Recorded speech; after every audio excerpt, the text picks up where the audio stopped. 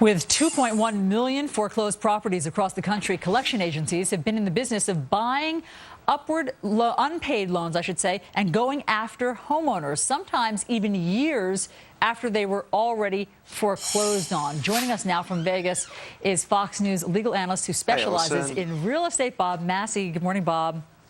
Good morning. Good to see you. Nice to see you, too. So help us explain this. If your home is foreclosed upon, that obviously means you can't pay your mortgage and the bills. But that's not stopping the collection agencies.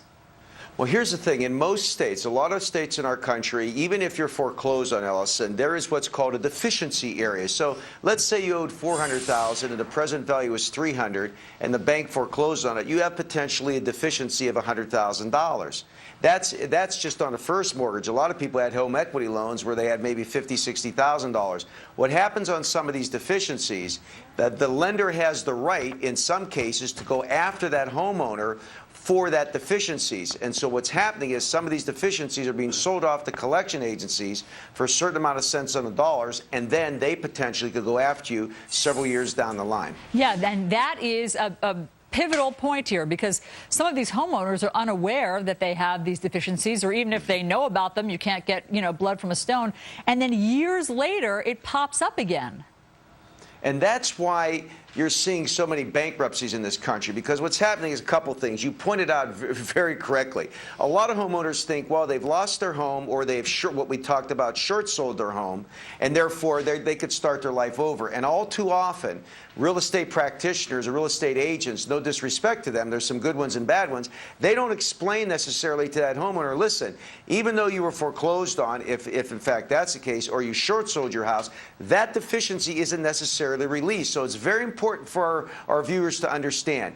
Whatever state you live in, and every state is different, if your house is foreclosed on, find out if there is what we call a recourse against you, and if so, for how long. For example, in the state of Nevada, if you're foreclosed on, there's a 6-month period that the lender could go after you. But if you have a second mortgage on your home, they have 6 years to go after you. Every state is different. Some state has no recourse, some states do. Very important you become aware of that and ask your real estate practitioner or call a lawyer to find out what kind of state do you live in. Very, very important. Bob Massi, thanks so much for opening our eyes and our viewers' eyes to all of this morning. We appreciate it. Take care. All right. Meanwhile, Harry Reid's hometown not showing much love in general in a budget crunch. The word is they've charged so little for education for so long, it's now almost worthless because they pay their teachers so little and they have no way to balance their budget. They're in deficit, so they're cutting back. All right. Apparently throwing tear gas now, so that could be ending. We'll keep you up to date. All right, as the nation approaches the 1 million mark on foreclosure properties this year alone, collection agencies are waiting to go after homeowners. So what legal tools are available to help those being pursued? Joining us from Vegas is Fox News legal analyst Bob Massi, who specializes Happy Thanksgiving, in real guys. estate. Hey, happy Thanksgiving to you as well. Thank you. All right, so we got to get your tips before you go off to eat your turkey. You have a homeowner's toolkit to protect their assets if they are facing foreclosure. Tell us about them. Well, first of all, most people who face foreclosure, if they have lost their home, then they could be exposed in most states, like we've talked over the last several months, to what we call a deficiency judgment. You should always try to find an asset protection attorney or an estate planning lawyer in your area. And here's some things that they could do. Number one, if you have any property that is your home that has equity, you could homestead your home in most states. That gives you a certain type of protection. There's what we call, Gretchen, in some states, not all states, what we call onshore trusts. There's special trusts that are set up onshore in the United States to protect assets. In addition to that, certain type of annuities, retirement funds, and life insurance set up the right way can give you an asset protection. All that means in simple terms is this. There are certain vehicles available that if you're sued and a lender or any creditor gets a judgment against you, those things set up the right way can protect you from losing what you have. So you have to find, so what are you talking about with onshore trusts, though? Okay.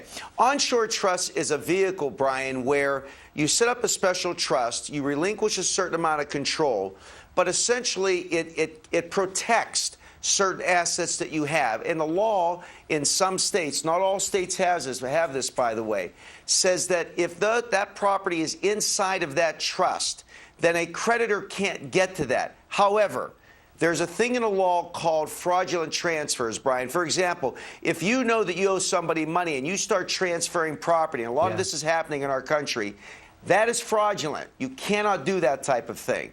So onshore trusts are a good vehicle for people to look into, as well as the other things that I talked about. They're very effective tools to protect your assets now and later in your life. What about the number 4, which was flips? I don't know if you got to that one. Okay, yeah.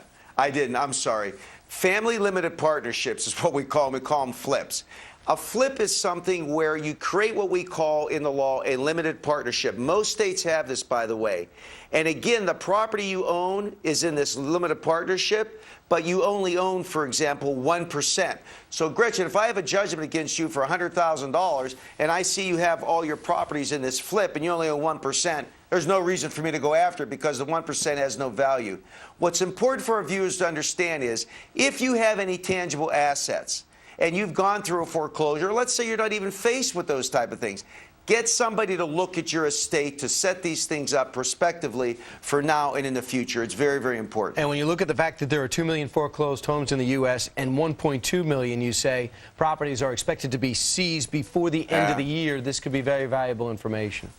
Brian, not only that, real quick, there's going to be another 10 to 12 million loans that's going to adjust in the next 2 years that are interest-only loans. It's going to go to principal and interest loans. And the foreclosure rate in our country, unless these lenders make a change, is going to get progressively worse.